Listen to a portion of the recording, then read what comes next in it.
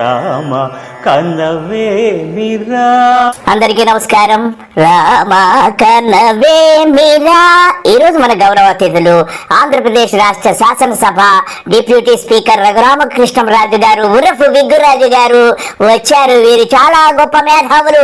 వీరి నోటి నుంచి వెలువడే దుర్గంధానికి రాష్ట్రం అంతా అతలాకుతలమైపోతుంది. ఈయనది నోరు కాదు, ఇది కేవలం మలద్వారమే అని చెప్పి అందరూ కూడా గుర్తించారు. ఈయన మాట ప్రతి మాట కూడా మలద్వారము నుంచి వచ్చేటువంటి దుర్గంధాన్నంతా ఇతని నోటి వెంట వెదజల్లుతూ ఉంటాడు. ఇతడిది మనిషి జన్మ కాదు. ఇతడు ఏ పార్టీలో ఉన్నా గానీ ఆ పార్టీకి వ్యతిరేకంగా పనిచేయడం ఇతను నైజం. గతంలో వైసీపీలో ఉండి వైసీపీకి వ్యతిరేకంగా పనిచేశాడు.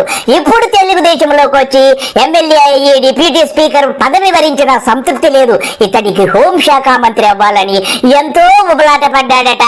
కానీ బాబు గారు డిప్యూటీ స్పీకర్ చేయడం అనేది ఇతనికి మొదటి అసంతృప్తి అని తెలుస్తుంది. అందుకే ఇతడు రకరకాల విధ్వంసకాండలకు పురిగొలుపుతున్నాడు. మతాల మధ్య, కులాల మధ్య చిచ్చులు పెట్టి శాంతి భద్రతలకు విఘాతం కల్పించి రాష్ట్రాన్ని అల్లకల్లోలం చేయాలని చూస్తున్నాడు. ముఖ్యంగా ఇతని ధ్యేయం ఏమిటంటే, ఇతన్ని గతంలో అరెస్ట్ చేసినటువంటి ఐపీఎస్ సునీల్ కుమార్ గారు, ఆయన దళితుడు.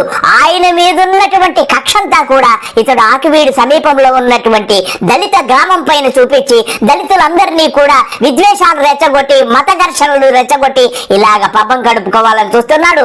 ఆ గ్రామంలో ఉన్నటువంటి గొంతేలమ్మ గుడిని కూల్చి రామాలయం కట్టాలని వెళ్ళాడంటే ఈ దుర్మార్గుడిని ఏమన్నాలో మీరు ఆలోచించండి. ఇతడు కేవలము దళితుల మీద పగబట్టే ఇలా చేస్తున్నాడు తప్ప ఇతనికి రాముని మీద గాని ఎటువంటి దేవుని మీద కూడా భక్తి లేదు. ఇతడు ఒక నీచుడని అందరికీ తెలుసు. ఇతడు ఏం చేశాడో ఒక్కసారి మనం ఇప్పుడు గమనిద్దాం. నీకేంటి అబ్జెక్షన్? గుడి చెప్పు, గుడి కట్టుకుంటే నీకేంటి అబ్జెక్షన్? ఇక్కడ గుడి కడితే ఇక్కడ ఉన్నా ఇప్పుడు ఎందుకు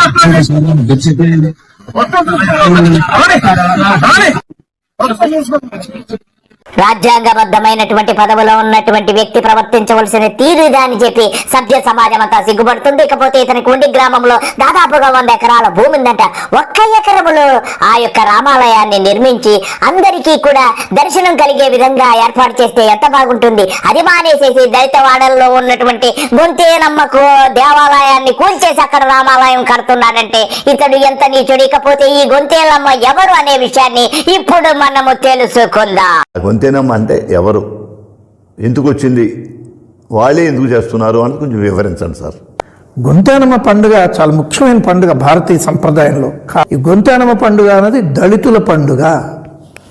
దళితులు అద్భుతమైన పండుగ అండి ఇది. వాళ్ళకి కుంతీదేవి అంటే మహేశ్వరి, పార్వతి యొక్క పేర్లలో సహస్రనామాల్లో కుంతీ మహేశ్వరి అని చెప్పి ఆవిడ ప్రస్తావన ఉంది. ఆ కుంతీ మహేశ్వరి కథ ఈ కథ అండి. ఈ పండుగ జరిపేటప్పుడు కుంతీ మహేశ్వరి ఇచ్చిన వరం మూలంగా బతికాడు కాబట్టి అది గొంతేనమ్మ పండుగ అయింది. కుంతి పండుగ, గొంతెమ్మ, కుంతి, గొంతేనమ్మ, అట్లా గొంతేనమ్మ పండుగ అయింది. చూసారు కదా ఫ్రెండ్స్, ఈ గొంతేలమ్మ అనేటువంటి గ్రామ దేవత యొక్క గుడిని కూల్చేసి ఇతడు అక్కడ రామాలయం నిర్మించడము ఎంతవరకు సబబో మీరు ఆలోచించండి. ఇకపోతే ఈడి యొక్క వికృత చేష్టలు, వింత పోకడలు ఎలా ఉంటాయో, ఎంత జిగుప్సాకరంగా ఉంటాయో ఒక్కసారి ఈయన్ని చూద్దాం. అందరికీ నమస్కారం. ఏమన్నారా?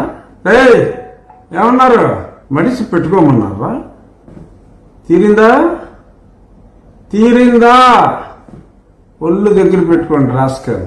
శాసనసభ ఉప సభాపతిగా ఉన్నటువంటి వ్యక్తి ఎలా మాట్లాడుతున్నారో విన్నారు కదా. ఇకపోతే వీడు సునీల్ కుమార్ ఐపీఎస్ గురించి ఏం మాట్లాడాడో ఒక్కసారి విందాం. ఇప్పుడు సునీల్ కుమార్ కి మీ మధ్య వ్యక్తిగత వైరంగా మారిందాం అనుకుంటా. కేసు అంతా ఖచ్చితంగా వ్యక్తిగత వైరంగా మారింది, అందులో డౌట్ ఏముందా? ఆడు వాడి వాగుడు చూస్తున్నారు కదా, అందుకనే నేను మాట్లాడాల్సి వస్తాను. తప్పట్లా. ఒరే వాడు వీడని నువ్వురా ముందు మాట్లాడింది, నీ యొక్క మలద్వారంతో మాట్లాడావురా, నీది నోరు కాదు కదా. ఆ తర్వాత అతను నువ్వు వాడు వీడన్నప్పుడు అతనికి ఓపిక నశించి ఆ తర్వాత మాట్లాడుండొచ్చురా బేవర్స్. నేను జనరల్గా అతను వీడియోలో చూడను, కానీ మొన్న ఎవరో పంపించారు చూసా. మీరు ఏదన్నా చెప్పుకోవచ్చు, నాకు వ్యతిరేకంగా మాట్లాడుకోవచ్చు, మీకు వాక్ స్వాతంత్రం ఉంది, దాని గురించి నేనేమన్నాను. కానీ వాడే భాష ఏమిటి, వాడు వీడు అని మాట్లాడతాడు. ఎరా గవిడి గేదెలాగా పెరిగావు, నీకు సంస్కారం లేదేంట్రా? మీ అమ్మా నాన్న నీకేం నేర్పించలేదా? పశ్చిమ గోదావరి జిల్లాలో ఎవరినైనా సరే పనిచేసే వాళ్ళని కూడా చాలా మర్యాదగా బాబు అని పిలుస్తాం. ఆ సంస్కారం కూడా లేదా? వాడు వీడు హాఫ్ కోటు నీకేంట్రా నేనేం వేసుకుంటే? నీ సొమ్ములతో కొనిచ్చావా? నువ్వెంత, నీ బతుకెంత? పొద్దున్న లెగిస్తే బ్యాంకులను మోసం చేస్తే కానీ బతకలేవు.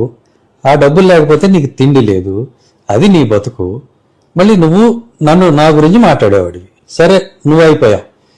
నువ్వంటే బ్యాంకు దొంగవి, నీకు చరిత్ర ఉంది. నా గురించి ఏదైనా సరే విమర్శ చేయ, నాకేమి అభ్యంతరం లేదు.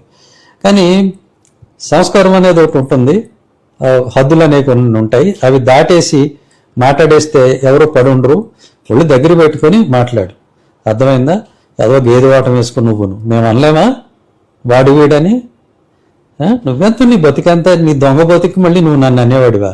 సునీల్ కుమార్ గారు, మీరు చెప్పింది నిజమే, కానీ వీడు గౌడగేది కాదు, వీడు దున్నపోతు, అచ్చోసిన దున్నపోతు.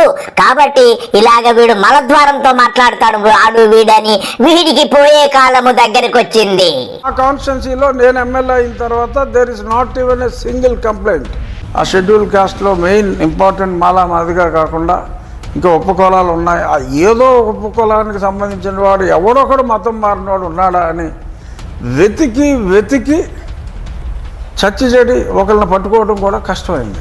ఒరే ఏంట్రా 24 గంటలు మాలా మాదిగా అని జపిస్తూ ఉంటావంటే నీకేదో నాకు డౌట్ వస్తుందిరా. నువ్వు మాలవాడికో మాదిగవాడికో పుట్టింటావురా. అందుకే నువ్వు మాటకి ఆ కులం మీద అంత కక్ష తీర్చుకున్నావని నాకు అర్థమవుతుంది. ఇకపోతే మాజీ ఐఏఎస్ విజయ్ కుమార్ గారు వచ్చారు. ఈ యొక్క నికృష్టుడి గురించి ఏదో మాట్లాడాలనుకుంటున్నారు. చెప్పండి సార్.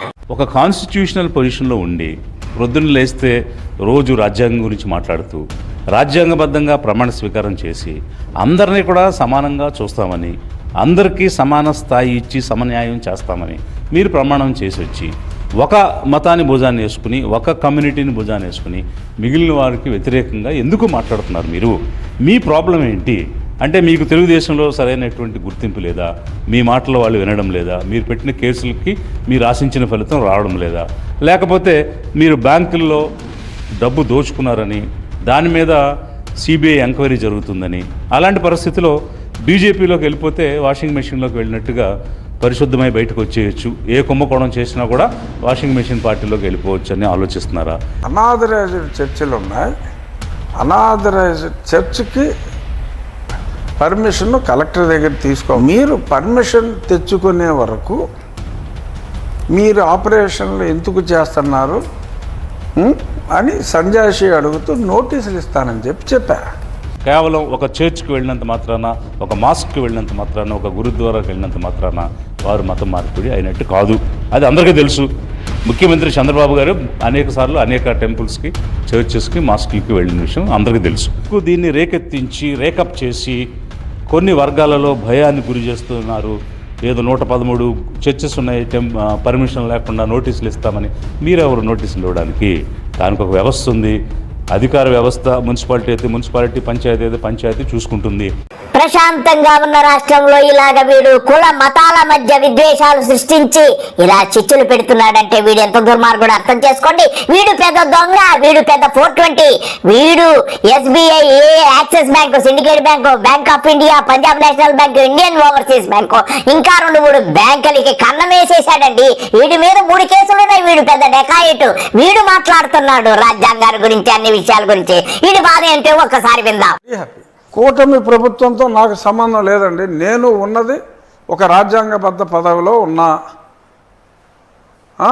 నేను తెలుగుదేశం పార్టీ సమావేశాలకు నేను ఏ రోజు వెళ్ళటం లేదు. ప్రస్తుతం నేను ఉన్న ఈ పదవిలో రాజ్యాంగబద్ధ పదవిలో నేనున్నాను. రాజ్యాంగం మీద ప్రమాణం చేసి రాజ్యాంగంలో ఏదైతే ఉందో దాన్ని అనుసరిస్తాను అని ప్రమాణం చేసిన. ఏమన్నావురా? రాజ్యాంగబద్ధమైన పదవిలో ఉండి ఎంతో చక్కగా ఉన్నావా? నీ ఫేస్ ఒకసారి అద్దంలో చూసుకోరా. వీడు దళితుల పేరెత్తుతానే వీడు హావభావాలు ఒకసారి చూడండి. వీడిని మరి ఏమనాలో నాకు తెలియడం లేదు. ఇంత నీచుడు, ఇంత లోఫర్ లుచ్చా ఇంకా ఎక్కడా ఉండడు. ఒక్కసారి ఈ వీడియో చూడండి. ఈ సమాజంలో అట్టడుగు వర్గాలు, అణిచివేయబడిన వర్గాలు, ఎస్సీలు, వాళ్ళ కోసం తీసుకొచ్చింది రాజ్యాంగంలో Yes, రిజర్వేషన్. correct.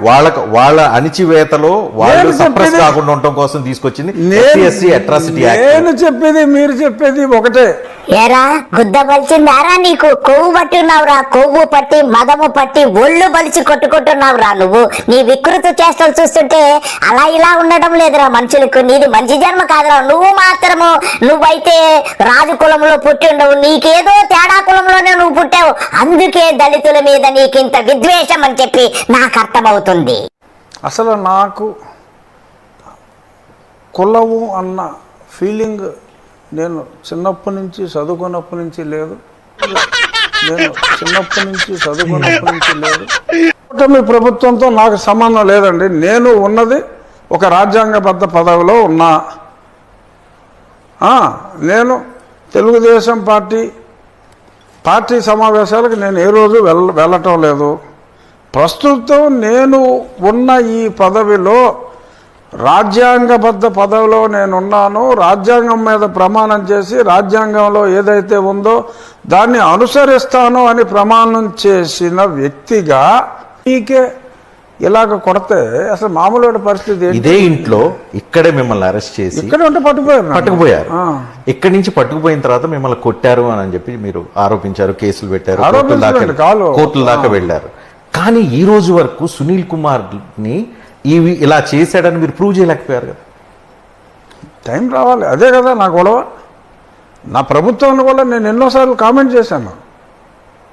ఇంత అలసత్వం పనికిరాదని అన్నాను, ఎన్నోసార్లు అన్నా. ఇప్పటికీ కూడా ఎందుకు అతన్ని అలాగ వదిలేస్తున్నారు? ఎందుకు వదిలేశారు? ఒకవేళ ఎన్ని నిజాలైతే ఎందుకు వదిలేశారు? చట్టం చుట్టమవుతుందా కొంతమంది? That was my allegation. నేను ఈ ప్రభుత్వంలో నేను ఒక పార్టీ ఈ ప్రభుత్వంలోనే నేను ఎమ్మెల్యేగా ఎన్నికైనప్పటికీ కూడా everyday I'm questioning the same thing. ఏమండి, సాక్షాత్తు ముఖ్యమంత్రి గారు కనీసం 100 మీటింగుల్లో నన్ను కొట్టారని ఆయనే చెప్పాడు. మరి ఏదో అతను ఊపే ఉడదూపులు ఏదో నా వెనకాల ఎంతమంది ఉన్నారు, ఒక్క రఘురామరాజు కోసం దళితులను అందరినీ మీరు మీ పార్టీకి వచ్చే ఓట్లను పోగొట్టుకుంటారా అని వాగే పిచ్చివాగుడికి ఏదన్నా మరి ఏమన్నా స్పందిస్తున్నారేమో నాకు. అవునండి, మామూలుగా ఉన్నవాడు ఏంటంటే అసక్తుడుగా ఉండి నోరు మూసు కూర్చుంటాడు. నేను నోరు మూసు కూర్చోకుండా కనీసం ఇదిగో ఈ తప్పు జరిగింది, ఎందుకు మీరు ఇలాగా ఈ రకంగా ఇంత నత్తనడకని అడుగుతాం. ఎవరన్నా అడుగుతారు ఎప్పుడన్నా ఇంటర్వ్యూల్లో, ఏంటి మీ కేసు ఎంతవరకు వచ్చిందని, కొన సాగుతోంది అని చెప్తా. నా దగ్గర అన్ని ఎవిడెన్స్లు ఉన్నాయి. Your most influenced person, local, national, Delhi లెవెల్లో మీకు ఇన్ఫ్లుయెన్స్ ఉంది. ఏమో అతనికి అంతకంటే పెద్ద ఇన్ఫ్లుయెన్స్. కోర్టులో కేసు వేశారు, కోర్టులో కేసు కూడా సాగుతూనే ఉంది. వెనకేమైనా వేరే ఫోర్సెస్ ఏమైనా పనిచేస్తున్నాయా? ఎక్స్టర్నల్ ఫోర్సెస్ ఇప్పుడు ఏం ఫోర్సెస్ పనిచేస్తున్నాయో మీకు తెలుసు, నాకు తెలుసు. కానీ మీరు దళిత వాదం పనిచేస్తుందా? మీరు ఇందాక నుంచి మీకు నచ్చట్లేదు దళిత వాదం, క్రిస్టియన్ వాదం ఏమైనా పనిచేస్తుందా? అసలు ఏసీ దాకా అలా అవుతూ ఉంటాడు రోడ్ల అమ్మట. 3 years లో ఏమైనా జరిగే అవకాశం ఉందా? 3 months అయిపోద్ది. 3 months సునీల్ కుమార్ రెడీగా ఉండాలంటే ఆయన వేసేస్తారు. చెప్తాను వినండి. ఇప్పుడు ఆ బహిష్కరణ నా ఉండితో మొదలవుతుంది. ఒరే, సునీల్ కుమార్ గారు వెళ్తారో జైలుకి వెళ్ళరో నాకు తెలియదు, కానీ నీకు మాత్రం రోజులు దగ్గర పడ్డాయి రే. నువ్వు తప్పకుండా 420 కేసులు, బ్యాంకు దోపిడీలు అయ్యే కదరా. బ్యాంకుకు పంగనామాలు పెట్టిన కేసులు, జైలుకి వెళ్ళడము ఖాయముగా కనపడుతుందిరా. అనుకున్నామని జరగవు అన్ని, అనుకున్నామని జరగవు అన్ని, అనుకోలేదని ఆగవు కొన్ని, జరిగేవన్నీ మంచికని, అనుకోవటమే మనిషి పని. ఈ ఆత్రేయ గారి సిద్ధాంతాన్ని నేను నమ్ముతాను. అబ్బా, డిప్యూటీ స్పీకర్ గారు ఎంత చక్కగా చెప్పారండి. అనుకున్నామని జరగవు అన్ని, అనుకోలేదని ఆగవు కొన్ని. కాబట్టి నువ్వు అనుకుంటున్నావని ఏది జరగదురా, కాబట్టి నువ్వు అనుకోలేదని ఏది ఆగదురా. నీకు పోయే కాలం దగ్గరకు వచ్చేసింది కాబట్టి ఇలాగే ఇష్టం వచ్చినట్టు పిచ్చి కుక్కలా రెచ్చిపోయి కొట్టుకుంటున్నావు. నువ్వు పోతావు, ఇది మాత్రం గ్యారంటీ. అందరికీ నమస్కారము, బాయ్.